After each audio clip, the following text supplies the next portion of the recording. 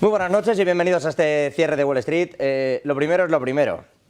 Vaya ajedrez al que está intentando jugar Joe Biden o su gabinete, porque ya saben ustedes que Joe Biden a veces está y a veces no está tan cerca. En fin, el caso es que, por cierto, en Negocios Televisión, creo que lo tenemos ya por aquí, tenemos esta semana del ajedrez de la geopolítica, por si quieren también consultarlo, echar un vistazo, participar con nosotros o preguntar lo que necesiten. Pero les decía, vamos con las noticias del día. Joe Biden es quien está jugando a ese ajedrez y quien lo viene haciendo desde la sombra.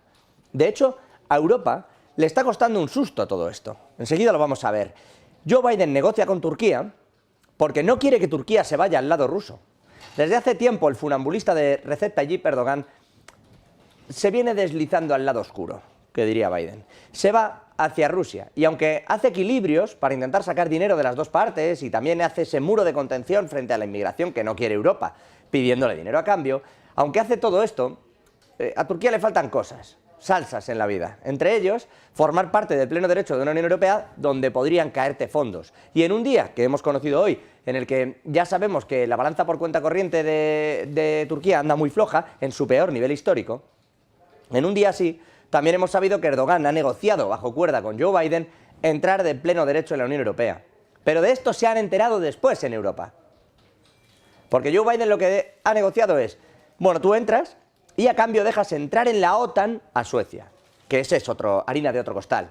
Esto va a permitir, entre otras muchas cosas, y enseguida lo vamos a ver también con un mapa, que la OTAN flanquee por completo a Rusia. Pero les decía, en cuanto a las negociaciones, al trilerismo, Joe Biden no se lo cuenta a nadie. De hecho, ha dado una rueda de prensa con Jens Stoltenberg, el secretario general de la OTAN, y él no ha dicho nada, salvo buenas tardes. Y es Jens Stoltenberg el que ha tenido que explicar que, bueno, que esto de Erdogan, esto de pronto querer formar parte de pleno derecho de la Unión Europea y acceder así por la vía rápida, pues ha salido de la nada. Lo que es la vida. Se tira unos años esperando, cumpliendo dogmas, cumpliendo informes, pagando facturas, tratando de ayudar para que le admitan, y en el fondo te admiten tras un chantaje, porque es lo que es. ¿Qué queréis? ¿A Suecia en la OTAN? Sí, pues yo quiero ser miembro de pleno derecho en la Unión Europea. Y lo va a ser. Y eso comporta muchos problemas. Entre otras muchas cosas hay que tener en cuenta que Hungría está bloqueando parte de los fondos europeos. Hay algunos que ni siquiera se le dan porque se considera que no cumple con una serie de criterios que necesita Europa, pero está dentro de Europa. Y Hungría colabora también, y de forma bastante cercana cuando le apetece, con el gobierno de Rusia, con el gobierno de Vladimir Putin, y en particular también tiene un contacto estrecho con Bielorrusia, con Lukashenko. En eso está Víctor Orbán, que tiene sus cuitas y que anda sus cosas, gestionando su país. Y en eso Turquía también. Pero moralmente, ideológicamente, como tanto le gusta vender a unos y a otros, están lejos de la mayor parte de países europeos. ¿Aún así van a formar parte de pleno derecho? Sí. ¿Por qué? Porque Estados Unidos quiere que Suecia forme parte de la OTAN. Y como eso es necesario, el sapo se lo traga Europa. Y en eso están. Claro que a cambio también le va a vender F-16. Dice Jake Sullivan, desde el Consejo Nacional de Seguridad de Estados Unidos, que sin ningún tipo de cortapisa, que se los van a vender y punto, sin quitarle historias. Bueno, ya veremos. Lo cierto es que le van a vender aviones a Turquía. En eso están. Si les parece, Jens Stoltenberg diciendo que esto les ha pillado con el pie cambiado a la OTAN. Ya ven ustedes, que se supone que negocia mano a mano con Estados Unidos. Que no tenían ni idea de que Erdogan fuese a pedir desde Turquía lo que ha pedido. So this is about stepping up the cooperation to fight terrorism, which is extremely important for Turkey, but also for all NATO allies. It's about the lifting restrictions on arms exports, and it's also about ensuring that this is a long-term continued cooperation between Sweden and Turkey also after accession. So there are no other agreements. The agreement is public, as the agreement was in Madrid. Bueno, con todo y con esto, puestos a analizar lo que está ocurriendo, la realidad de la cumbre de la OTAN, que arranca hoy y que evidentemente sobre todo tiene el día álgido mañana, que va a recibir a un Volodymyr Zelensky, que aunque ha llegado hoy se limita a rondas de negociaciones, mañana será cuando dé en concreto, está prevista esa rueda de prensa, ha llegado un Zelensky con cierta desesperación. Porque la OTAN, así como te admiten enseguida, no quiere admitir a Ucrania. Decíamos ayer que hay un puntito muy delicado entre que entre Ucrania ahora y que no lo haga, sobre todo porque metería a toda la OTAN en guerra directa.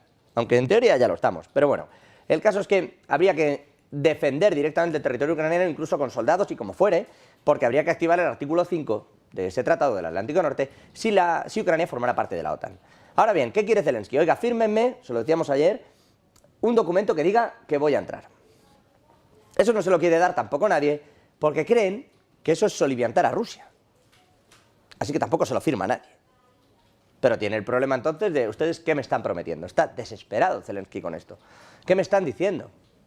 ¿Cómo que voy a ser miembro de la OTAN, miembro de Europa? ¿Cómo es todo esto si no tengo nada por escrito?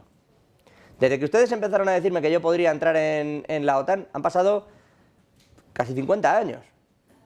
Y bueno, y no solo a ellos, esto viene desde el 91 de ciertas firmas y dice, pueden pasar años. Ahí ha estado Turquía, que es a lo que iba, casi 50 años esperando entrar en Europa. ¿Ahora cuánto puedo estar yo? ¿Otros casi 50? No puede ser. Y sobre todo, ¿cómo se va a salir de esa guerra de Ucrania? Y como no lo saben, y como también está en eso los propios Estados Unidos, pues nadie le firma nada, pero a la vez nadie le deja ir. Y ahí está Zelensky, que va para pedir armamento. Le ha dado más armamento a Alemania, 700 millones le va a dar también en municiones, y le ha dado misiles Scalp de largo alcance a Francia. Esto en el día de hoy. Veremos a ver qué saca cuando acabe la cumbre de Vilna en el día de mañana. En fin, el caso es que con todo esto lo que sí ha conseguido Javi Luengo, muy buenas noches, es que el G7, de alguna manera, no tanto la OTAN, pero sí el G7, permita que Ucrania acuda a los distintos países de forma individual para sacar tratados concretos, acuerdos concretos y beneficios concretos a futuro, aunque los firme ahora. Dirán que algo es algo. Exactamente cuál es ese paraguas de protección, Javi, que le ofrece el G7.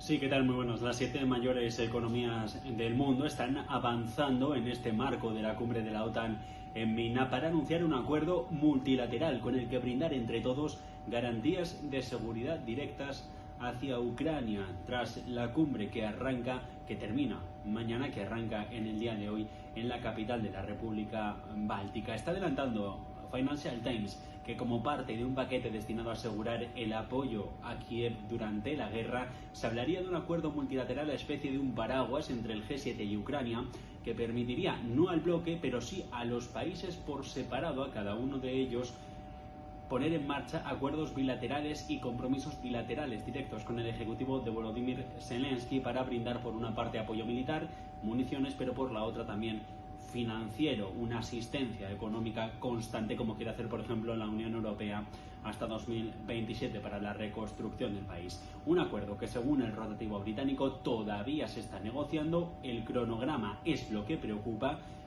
el cuándo es lo que todavía se está negociando y el calendario que poner sobre la mesa, aunque quiere hacerse y anunciarse a partir de este próximo miércoles y ponerse en marcha en las semanas que vienen durante el verano.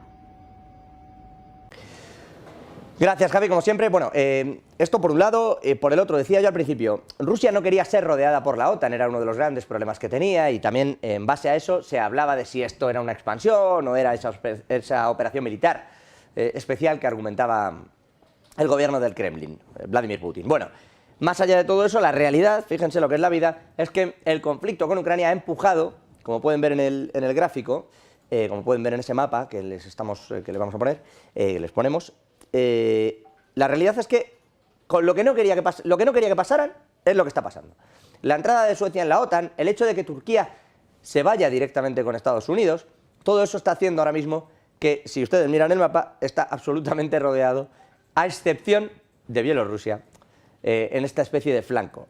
Un flanco que, bueno, vamos a ver cómo se protege y qué queda, porque eso va a ser también curioso. Me van a permitir que acabe con ello después, pero lo que sí quería era, dentro del plano geopolítico, dentro de este plano, hablar de cómo se están supliendo las cosas. Como tiene este flanco Rusia bloqueado por la OTAN, se va hacia el otro, incluso económicamente, se va con China. Y ahí surge el segundo gran terremoto político, o de la geopolítica, si lo prefieren, que tiene que ver mucho con ese tablero de ajedrez, insisto, y también lo tienen en Negocios Televisión, que maneja Joe Biden, que es ir contra China. Y por ahí pasa Taiwán. Marta Vilar, Taiwán está empezando a soliviantarse, está empezando a haber un problema real en la isla, porque amén de que vaya a haber elecciones el próximo año, y que en teoría China estuviera haciendo todos los esfuerzos posibles para que no ganara de nuevo un partido que, digamos, roza más esa rama independiente de China, los esfuerzos están siendo ímprobos por intentar que gane los suyos, pero es que además tiene a Estados Unidos presionando y mucho a Taiwán, al punto de que en Taiwán han comenzado hoy a hacer maniobras militares por si China les atacara. En eso están ahora mismo. Marta Vilar, exactamente cuáles son esas maniobras que se ha decidido ahí. Taiwán lo prepara absolutamente todo para estar en alerta ante lo que pudiera pasar con China. Preparativos para un posible ataque de China hacia Taiwán. El territorio está planeando ahora un simulacro de seguridad masivo para practicar ante un posible ataque de China. Un simulacro que se va a llevar a cabo en el territorio y que va a cubrir distritos que en conjunto albergan a 3 millones de personas. El territorio tiene 23 millones de habitantes. La policía y los funcionarios de defensa civil van a llevar a todos los que estén en las calles en el momento del simulacro a los refugios antibombas. Así lo ha dicho este martes el Ministerio de Defensa, una evacuación que se va a practicar en uno de cada, uno de los 22, uno en un distrito de cada uno de los 22 condados y municipios de Taiwán. Unos planes que están marcando un cambio drástico respecto a las iteraciones anteriores del simulacro anual del ataque aéreo en Huanan, desencadenado por una creciente campaña de intimidación militar de China. Ahora lo que sabemos es que Taiwán va a realizar ese primer simulacro de evacuación a gran escala, el primero en décadas, en una señal de que está intentando fortalecer sus defensas civiles ante un posible ataque de China. Gracias, Marta. Bueno, ya que estamos con este asunto de China, de lo económico, de las BRICS, con ese planteamiento que se está haciendo, no del yuan digital, si me permiten, yendo a las divisas, sino de la posibilidad de que los propios BRICS creen una suerte de moneda común, parece que va a ser complejo. Primero, porque Rusia está en su política particular. Segundo, porque China en realidad quiere fortalecer el yuan. Y tercero, porque hoy se ha bajado del caballo uno que quizás, pues mandaba y mucho en este sentido. Estamos hablando de la India, se desmarca de esos BRICS, no quiere crear una moneda común respaldada por el oro. No quiere meterse en ese jardín, no quiere India ser quien pueda, sobre todo, enfadar también a algunos otros aliados, porque India está haciendo también mucho dinero a uno y otro lado del conflicto, tanto con el bloque de China como con el bloque estadounidense. ¿En qué punto está todo esto exactamente? Sergio Fernández, muy buenas noches, cuéntanos.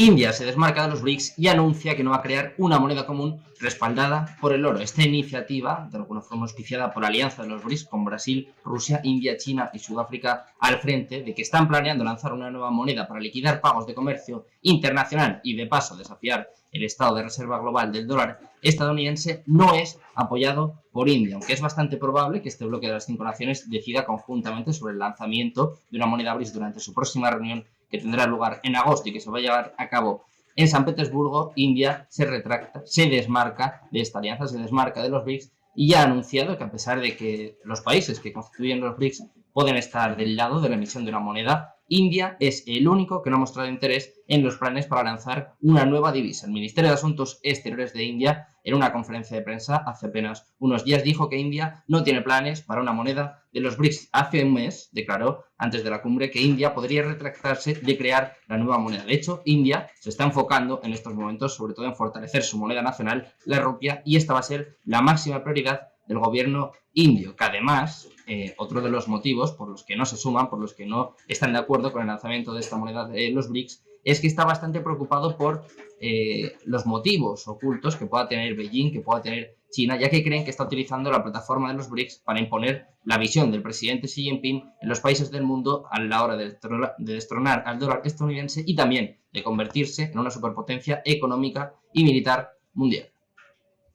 Gracias, Sergio. Y dos asuntos más. Por terminar en las claves geopolíticas, vamos a recuperar, si les parece, se lo voy a poner al final, pero al bueno de Pedro Sánchez, al presidente del gobierno, al presidente del Ejecutivo en España. España ha evitado meterse en 2 guerras mundiales por cosas y casuísticas de la vida. La primera, bueno, y la segunda sobre todo porque salíamos de una guerra civil y el que estaba dijo, yo no mando a nadie. Es verdad que se mandó esa división azul, esa fue la máxima participación de España en la Segunda Guerra Mundial.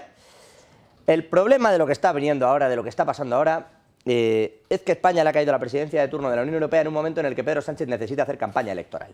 Así que hoy ha decidido que donde tenía que mandar Alemania las tropas de la OTAN, ya veremos si las manda o no, las va a mandar España. Son tropas españolas las que van a ocupar el flanco de Eslovaquia En un momento, por cierto, en el que allí se están, torciendo mucho las cosas. De hecho, creo que tenemos también un gráfico donde pueden ver cómo están las elecciones allí. Cuidado, porque como ven, la segunda fuerza política ya está cerca de la primera e incluso a través de pactos podría gobernar. Y desde ese partido se ha cargado en numerosas ocasiones contra las sanciones que se le han puesto a Rusia y también contra la propia Ucrania. Ese es el flanco que ha decidido Pedro Sánchez que hay que ir a defender, que está muy bien y que es un compromiso con la OTAN y que España está ahí y perfecto. Pero qué sensación tan terrible el pensar que hasta Alemania se lo está pensando, todo el mundo está en ese juego y sin embargo España lo hace con esta ligereza al estar en campaña electoral. Hemos evitado 2 guerras mundiales. Yo sé que de momento todo esto se circunscribe al ámbito de Ucrania y al menos pareciera que en los entornos de uno y otro lado, Pekín, Washington, Moscú, Berlín, todo el mundo está intentando que eso se quede ahí. Pero vamos a ver cuál es la realidad de eso. Porque si eso sale de ahí, desde luego España neutral no está siendo. Para lo bueno y para lo malo. Hemos evitado 2, quizá no evitemos la tercera. Cabe preguntarse si está bien que entremos. Habrá quien diga que hay que meterse, que hay que hacerlo. Habrá quien diga que, puestos a hacerlo, háganlo bien. No manden un contingente para meternos como quien no se mete. Pero desde luego el peligro de lo que está ocurriendo está ahí. Y en lo económico, antes de ir a las claves con Javi del Valle, Reino Unido y el caos que tiene tremebundo. Le ha subido el paro del 3,8 al 4%, pero es que, y las hipotecas ni les cuento. Hay algunas hipotecas subiendo por encima del 14%. Pero es que encima le suben los salarios. Lo que quería evitar Rishi Sunak a toda costa era que se volviera a repetir una subida salarial porque entonces no frenan la inflación. Pues han vuelto a subir los salarios. Es decir, que el mercado ya está descontando que el 6,5 a lo mejor hasta se queda corto en cuanto a tipos de interés por parte del Banco de Inglaterra de aquí a final de año. Y vamos a verlo porque Andrew Bailey sí que estaba decidido desde ese Banco de Inglaterra, el gobernador, en, oiga, acabemos con los tipos de interés, mediante los tipos de interés, acabemos con lo que claramente es un caos económico que no está bien regulado. Vamos a ver qué ocurre con todo esto, vamos a ver cómo se ordena, vamos a ver qué dice Andrew Bailey, vamos a ver qué dice Rishi Sunak, que no se ha pronunciado sobre esta posibilidad y sobre lo que pueda ocurrir precisamente con su economía muy golpeada. Lo que sí que ha dicho Sunak además es que esperan oleadas de inmigrantes a lo largo de este verano, que luego ya disminuirá, pero que es verdad que ahora esperan que se eleve la inmigración mucho en el país. Y no es precisamente lo que más le conviene si lo que quiere es reducir precisamente determinados aspectos de su economía y en concreto combatir la inflación. Vamos a ver qué ocurre. Siguen en esa tormenta perfecta. Es verdad que Andrew Bailey y Rishi Sunak parecen ir de la mano, pero empieza a no parecer suficiente. Les dejo, Javi del Valle, resto de claves económicas, tú dirás.